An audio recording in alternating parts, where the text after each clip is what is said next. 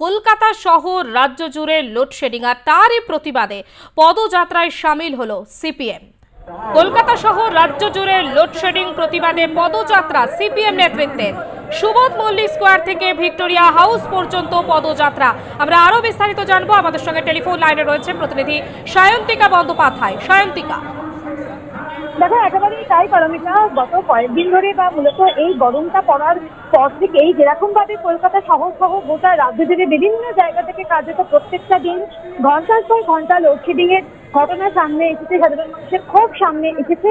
তার প্রতিবাদেই কিন্তু একেবারেই আজকে সুবোধ মল্লিক স্কোয়ার থেকে ভিক্টোরিয়া হাউস পর্যন্ত সিপিআইএম এর তরফ থেকে একটি প্রতিবাদ মিছিলের আয়োজন করা হয়েছিল। মূলত সিএসসির বিরুদ্ধে এই প্রতিবাদ মিছিল ছিল, কারণ যেরকম ভাবে লোডশেডিংয়ের জেরে সাধারণ মানুষ অসুস্থ হয়ে পড়ছিলেন, বিভিন্ন রকমের সমস্যা হচ্ছিল, সেটা যাতে আর না হয় এবং কেন এই পরিমাণে লোডশেডিং হচ্ছে, বিদ্যুতের যদি ঘাটতি থাকে সেই যে ঘাটতি মেটানোর দাবিতেই কিন্তু এই মিছিল ছিল। এবং আগামী দিনে যদি এই সমস্যার সমাধান না হয় বা এর মধ্যে যদি এই সমস্যার সমাধান না হয়, তাহলে যে এই প্রতিবাদ মিছিল শুধুমাত্র রাজপথেই আটকে থাকবে না, এমনটাও কিন্তু বলা হয়েছে। অর্থাৎ আগামী দিনে আরো বৃহত্তর একটা প্রতিবাদের ডাক দেওয়া হয়েছে সিপিআইএম এর তরফ থেকে। পারমিতা, ধন্যবাদ সায়ন্তিকা।